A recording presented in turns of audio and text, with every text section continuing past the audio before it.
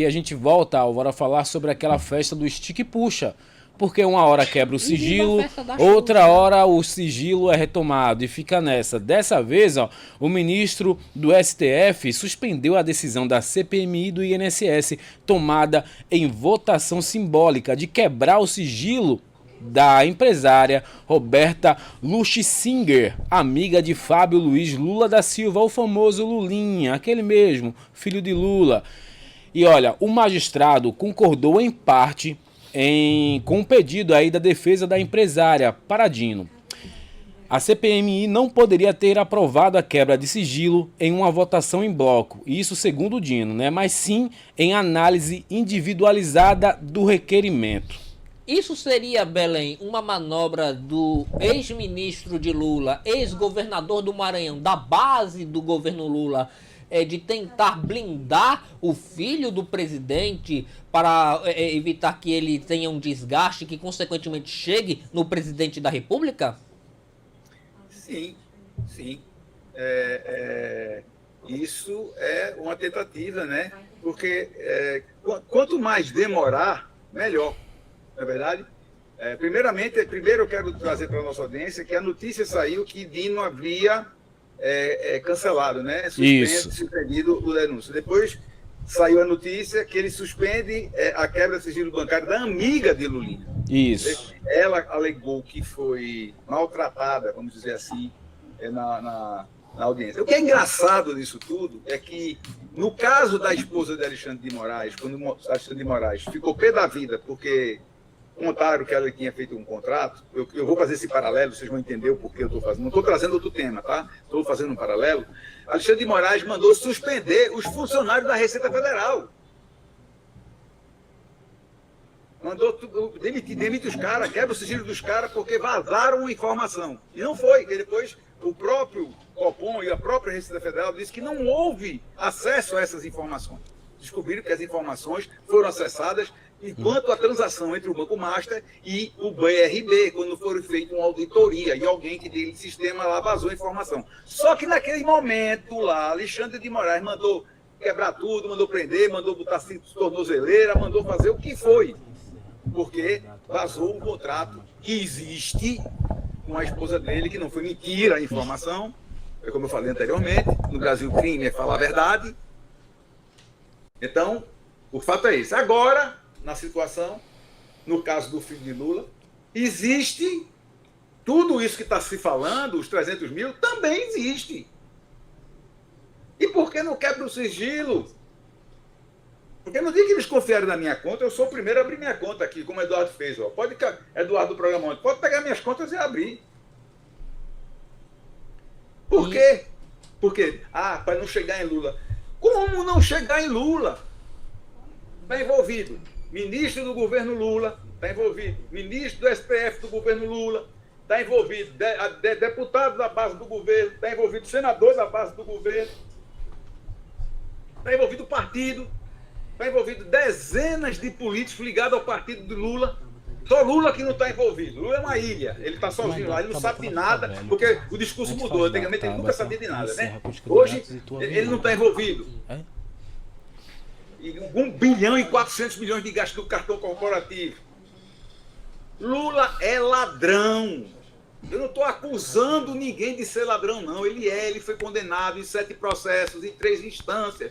E ele foi descondenado, ele não foi inocentado. Vocês conseguem entender isso? Que ele foi descondenado, que foi uma manobra, uma canetada monocrática, feita de Fachin, para poder tirar Bolsonaro, porque Bolsonaro estava atrapalhando o sistema. No governo Bolsonaro não aconteceria nada disso. Vocês já imaginaram uma pandemia no governo Lula, a quantidade de dinheiro que ia ser desviado de saúde, de vacina, de tudo? Também, né? Pois é. Agora, o que acontece aqui, que a gente, só para dar um fechamento nessa situação, existe uma guerra de notícias aqui, eu quero até, se eu por acaso soltar alguma notícia que esteja errada, eu vou corrigir, mas a informação que eu tenho, inclusive na hora que vocês viram a câmera, eu estava no telefone com uma jornalista amiga minha, dona Berenice, está dentro do Congresso Nacional. Eu fiz, Berê, me diz uma coisa, foi a questão da conta de Lulinha foi não. A informação que nós temos aqui é que ele suspendeu a quebra do sigilo da Roberta Luxinger, o nome dela, se me falha a memória, é esse, né? E que isso pode abrir um precedente porque ele alegou o quê? Que não poderia ser votado de uma forma coletiva, ok? Beleza, isso aí é entendimento jurídico, cada um entende do seu jeito, só não entende do jeito que a Constituição manda que seja entendido. Mas vamos lá. Então, o que está dizendo é o seguinte: isso é um primeiro passo para que ele também aborte a quebra de sigilo bancário do Lulinha. Mas sai uma notícia aqui na internet, que é bom lembrar que o pedido de quebra de sigilo bancário foi pedido antes, inclusive, até da própria CPI. Pedir o sigilo. Então, é uma guerra de notícias, tá, gente? Eu estou trazendo a informação para vocês aqui de uma forma que eu digo. A notícia que nós temos aqui neste exato momento é que foi suspensa a quebra de sigilo bancário da Roberta, tá? E os comentários é que isso vai chegar em muita gente grande e o estrago é grande. E para quem está torcendo aí, né, que deve piorar, não estou dizendo que aqui é uma torcida. A minha torcida realmente é uma torcida para que seja resolvido. Tá? A gente precisa analisar a coisa com muita frieza, com muita seriedade. Isso que está acontecendo no Brasil é muito ruim para todo mundo, para mim, para você. O ideal seria que todos fossem presos, que fosse desmascarado, mas até chegar no ideal ainda vai ter muita notícia ruim e muito prejuízo para a população, como eu falei anteriormente. Eles estão ricos, eles são ricos. Os políticos, os empresários, os ladrões, os ministros, todos eles estão resolvidos financeiramente. Nós não. Nós que precisamos sair 5 horas da manhã, colocar a vida em risco para poder conseguir o pão nosso de cada dia. Mas a notícia é, para encerrar essa parte, Álvaro, provavelmente deva chegar no Lulinha. Aí vai ter uma briga de grandes, porque de um lado vai estar o André Mendonça, né, que está trabalhando com como deve ser trabalhado, né, como deve ser feito o trabalho. Do outro lado está o Dino, que todo mundo sabe quem é Dino. Quem é Dino? Um militante, um esquerdopata, comunista. Ele se diz comunista. Uma pessoa que se diz comunista não deve ser levada a sério, porque não é uma pessoa... Ou é uma pessoa desonesta, ou é uma pessoa que tem problemas mentais. E quem mais matou gente no planeta até hoje foi o comunismo. Matou mais do que o nazismo, matou mais do que tudo junto. Da Segunda Guerra Mundial, Primeira Guerra Mundial, do que todo mundo.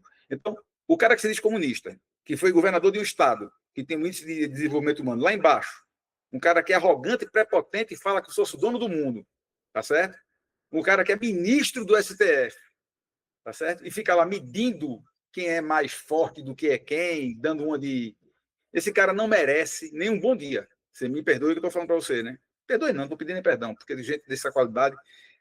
O ministro Flávio Dino, ele está dentro do STF para defender Luiz Inácio Lula da Silva e toda a sua curriola. O ministro Zanin está no STF para fazer a mesma coisa. E agora estão querendo colocar o Bessias para ter mais um voto. É para fazer com que esse sistema de cleptocracia, que é um governo à base de roubo, continue no Brasil, porque tem muita, mas muita gente enriquecendo. Não é só Lula, não é só essa meia dúzia de pessoas que a gente está falando, não. Tem muita gente que enriquece às custas dessa roubalheira. E gente que você nem sabe quem é.